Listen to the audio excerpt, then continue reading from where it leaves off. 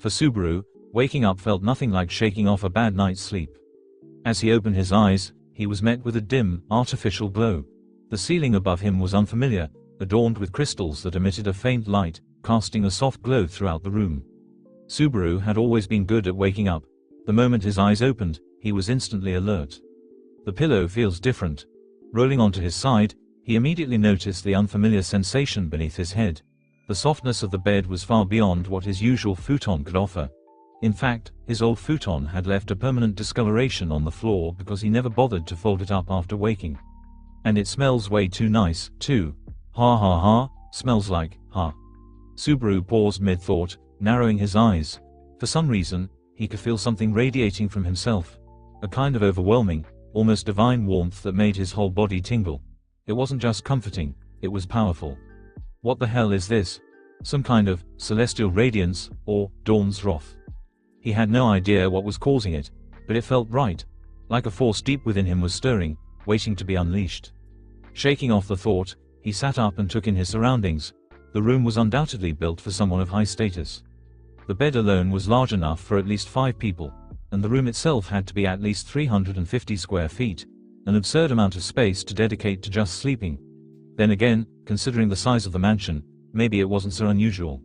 Now fully awake, Subaru swung his legs off the bed and did a quick self-assessment.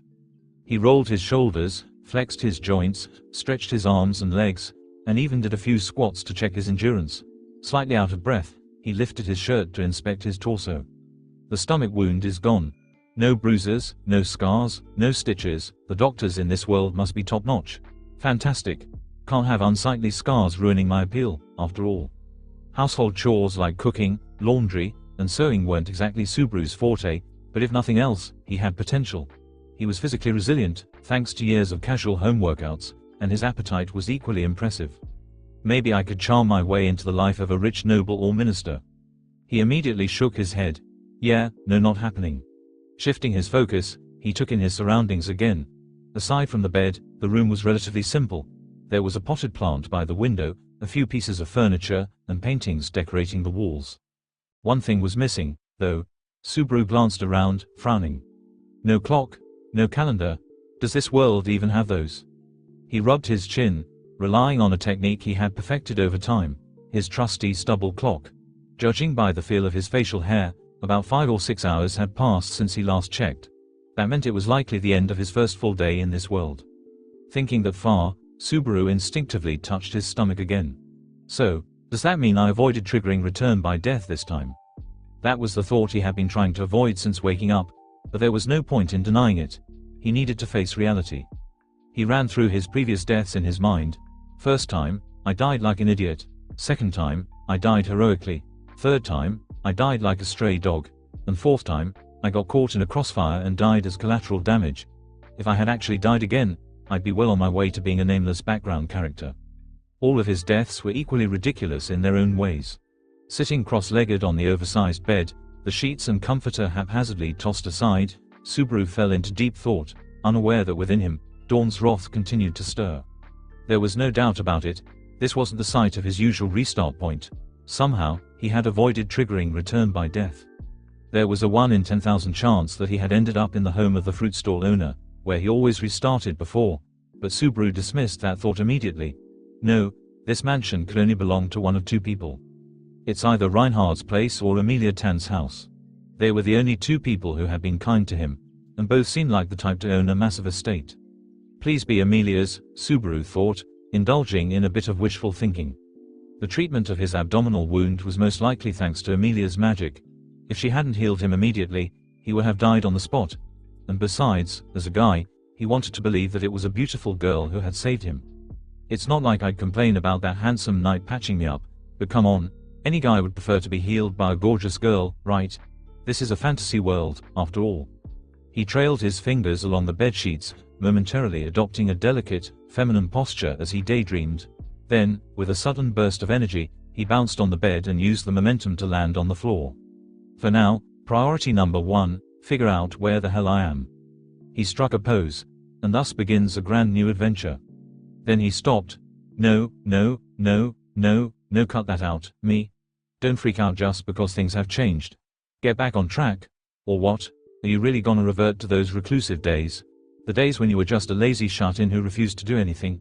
Are you gonna fall back into the routine of eating, gaming, watching anime, sleeping whenever you want, aimlessly browsing the internet, and occasionally posting dumb comments online? Actually, wait. That sounds amazing. It wasn't like Subaru had wanted to be summoned to another world. He hadn't been dissatisfied with his life in the first place. Sleeping in as much as he wanted. That was the dream. I mean, sure, I feel a little bad for my parents, but they never really got in my way. They just let me do whatever. Subaru exercised, ate meals with his family, went out sometimes, and even asked for an allowance.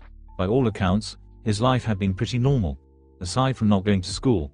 Maybe dropout was a more accurate label than shut-in. What a shocking revelation. If I hadn't come to another world, I probably would have kept calling myself a shut-in without realizing that wasn't actually true. No way, was that the whole reason I was summoned here. He made a mental note to be more careful about self-labeling in the future. Wouldn't want to anger the World Shut-In Association, if such a thing even existed. Wait, but if they're all shut-ins, how would they even organize a meeting? As his thoughts spiraled into nonsense, Subaru shook his head and dismissed the entire train of thought. It doesn't even matter. With that, he crept toward the door. Ideally, someone would come check on him while he was still in bed. Maybe someone who could actually explain the situation to him. Or, better yet, Subaru's voice dropped to a dramatic whisper. I wake up to hear, "Are you awake?" from a beautiful girl who sat by my bedside, nursing me back to health. That's the normal setup, right? If you get a sec-eyed and the girl who summoned you isn't waiting beside you, something went horribly wrong. Well, if nothing else, at least the common trope of fantasy worlds being full of beautiful people seemed to be holding true. That much was obvious from the limited cast of characters he had met so far. The three thugs weren't worth counting. The wrinkled old merchant was out. That left. Felt has potential if she cleaned up a bit. Then there's Amelia Tan, of course, and Reinhard, and Elsa. The moment her name crossed his mind, his fingertips trembled. Oh hell no, his trauma gauge skyrocketed, and he immediately excluded her from the list. Sure, technically she's hot, but when you add in her whole, murder-happy, disembowelment-obsessed thing, yeah, no thanks. That's some twisted gap mo, and I am not signing up for that. Shaking off the chills, Subaru took a deep breath. Alright. No more stalling. Time to stop procrastinating and get moving. Starting a new adventure is always exciting. With that, he grabbed the doorknob, turned it carefully, and pushed the door open. A wave of chilly air rushed in, brushing against his bare feet. Subaru shivered, letting out an involuntary wah. Somewhere deep inside him, the mysterious warmth, the radiant dawn, the celestial incandescence, or whatever over-the-top name he'd eventually settle on, continued to stir. The slums of Luganica had long been a place of shadows, where blood spilled unnoticed, and the cries of the weak were swallowed by the walls of decay. Fights, ambushes, and killings were nothing new here. It was a cycle that had played out countless times. But this time was different. Reinhard van Estrie stood at the threshold of a silent battlefield, the distant echoes of panicked citizens fading into the morning air. He had been summoned by reports of a disturbance, clashes of steel, screams cut short, and an unnatural stillness that followed. Now, as he stepped forward, the rising sun cast its golden glow through the ruined entrance of the loot house, illuminating a scene unlike any he had ever witnessed. Four figures stood, or rather, remained, at the heart of it all. Lady Amelia was kneeling, holding someone in her arms. A boy, bloodied, unconscious, his clothing torn and dirtied. His face was eerily familiar. The same boy from the alleyway, the one who had called out to Amelia for help. The dim rays of dawn poured in from the shattered ceiling, painting the dust-filled air in warm hues. Yet, among the debris, a more intense light seemed to linger, an unnatural glow, almost as if the very sun itself had touched this forsaken place. Reinhard's eyes sharpened, scanning the battlefield with the instincts of a seasoned knight. To the side, slumped against the wall, was a girl with wild blonde hair. She was panting, gripping her side, staring at the unconscious boy in shock and confusion, as if she couldn't believe what had happened. Near the doorway lay a crumpled figure, motionless in a pool of crimson. The scent of blood was thick, unmistakable. And then, at the center of it all, Reinhard's gaze settled on the scattered weapons, the obsidian-colored daggers of the Bowl Hunter. Their edges gleamed faintly in the morning light, now nothing more than discarded fangs without their master. Elsa. He murmured the name without emotion. He had fought her before, crossed blades with her in the past, yet she had always slipped away, a shadow vanishing into the night. She was a predator, one who carved fear into those she hunted. And yet, here she lay. Not just defeated, but utterly erased. Ashes and remnants were all that remained. By whom? Reinhard's eyes shifted toward the unconscious boy. Subaru, just what are you? He looked frail, certainly not the type to challenge a monster like Elsa.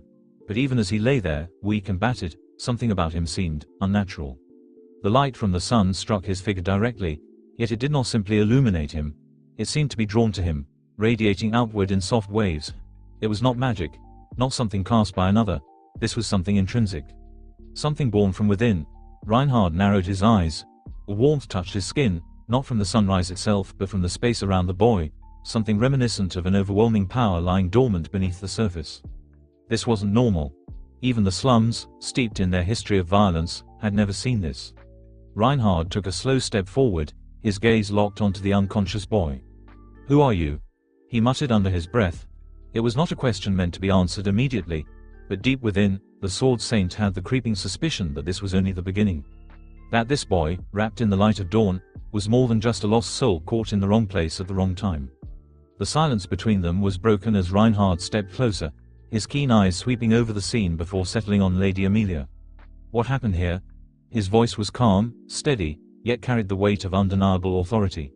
Lady Amelia, still kneeling beside Subaru, looked up, her violet eyes widening slightly in surprise. "The Sword Saint, here, in the slums." Sir Reinhard," she muttered, almost in disbelief. The idea of someone as esteemed as Reinhard van Estrie being in a place like this was unthinkable. The slums were far removed from nobility, from knights of honor, from anything resembling the grandeur he embodied. Reinhard, reading the hesitation in her gaze, offered a reassuring smile. "I was called here," he explained simply. "There was a disturbance, a battle in the slums. The citizens were alarmed and reached out to the guards. But more than that." His eyes flickered towards Subaru. "He called for my help."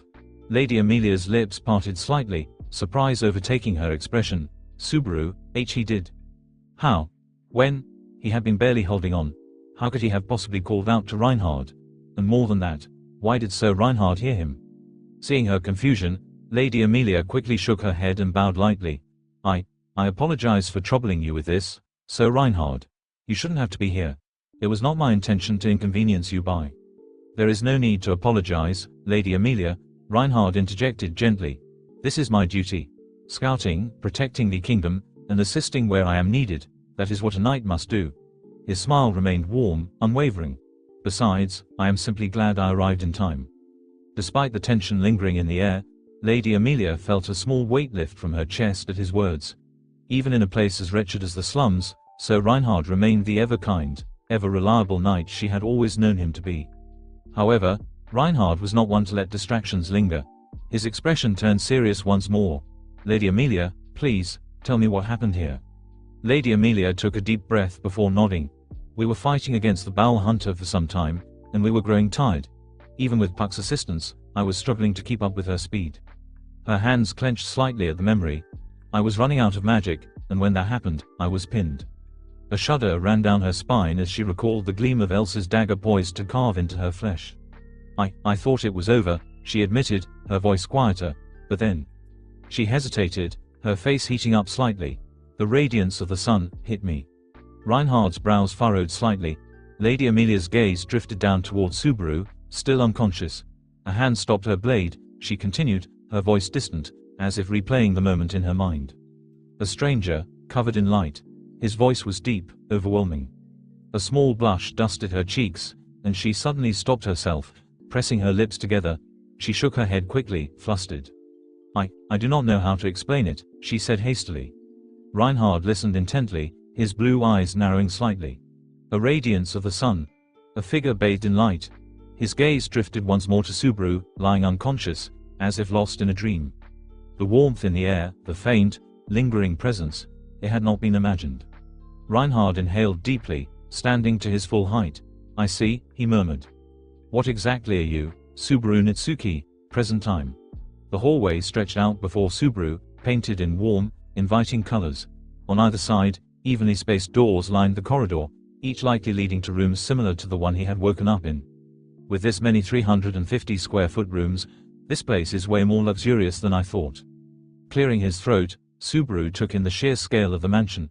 "The only thing I can say is, wow, it's ridiculously spacious. But with all this room, where is everyone? His bare feet met the smooth, polished floors, so pristine that they reminded him of his school hallways.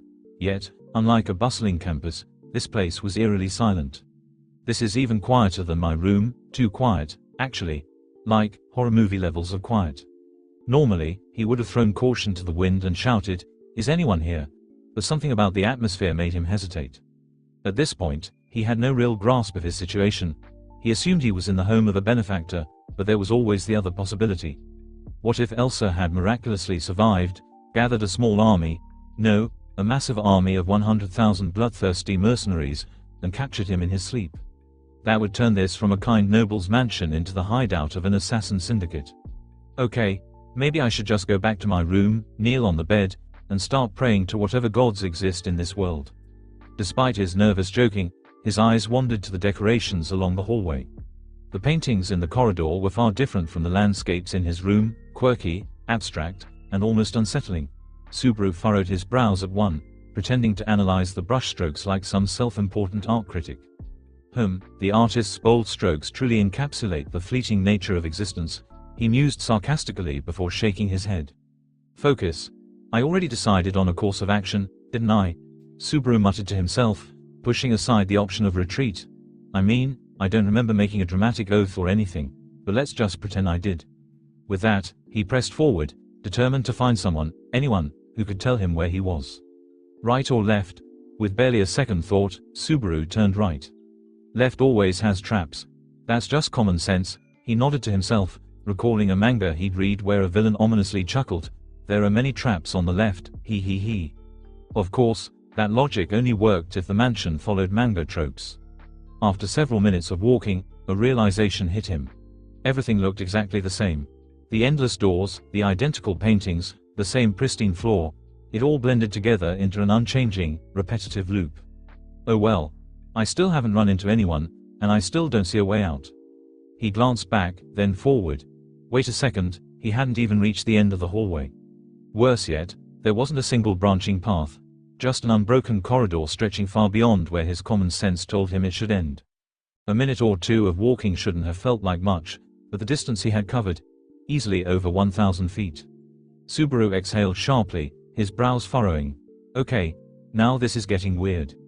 It wasn't normal for a hallway to stretch on for 1,000 feet without an end in sight. I'm not going to get anywhere like this, Subaru muttered, scratching his head in frustration. The worst case scenario was that he'd have to go back to the room he'd come from, but that was a last resort. Huh? Subaru paused, his neck craning in confusion. He glanced over his shoulder, but the hallway behind him stretched on just as endlessly as the one ahead. Wait a minute. Didn't I already see this painting when I first left the room? He could have sworn he'd noticed the artwork earlier, mocking its brushwork. Maybe it was possible to find the same piece of art in different parts of the hallway, but that felt wrong. It didn't make sense to have the same display in each section.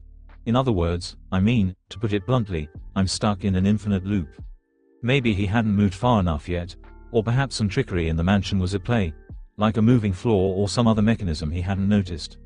If it's one of those moving floor things, that's seriously going to ruin the vibe of the whole ancient mansion aesthetic, Subaru grumbled.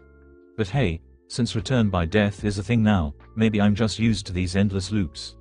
Muttering to himself, he opened the nearest door. Inside was a simple 350 square foot room, familiar, with a bed and basic furniture, just like the one he'd woken up in. What the heck does this mean? Is it telling me I can't move? I'm supposed to just stay here? It felt like a way to trap him in place. Perhaps a tactic to drain his will, forcing him into submission by showing him just how insignificant his attempts at resistance were.